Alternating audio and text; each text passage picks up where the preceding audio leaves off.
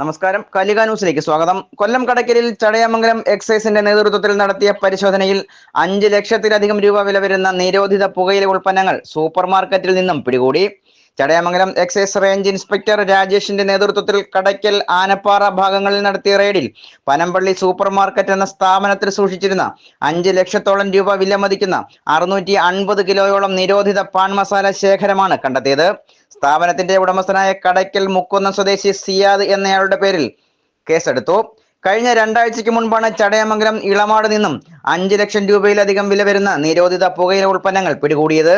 Kollam rural dance of ടീമിന്റെ നേതൃത്വത്തിൽ കടയ്ക്കലിൽ നിന്നും 5 കോടിയിലധികം രൂപ വില വരുന്ന നിരോധിത പുകയില ഉൽപ്പന്നങ്ങളും പിന്തുടർന്ന് പിടികൂടിയിരുന്നു.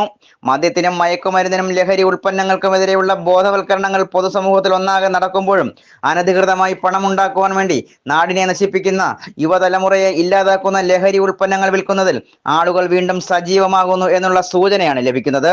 പരിശോധനയിൽ സിവിൽ എക്സൈസ് ഓഫീസർമാരായ സബീർ, ജയേഷ് KG, ശ്രേയസ്, ഉമേഷ് എന്നിവർ പങ്കെടുത്തു.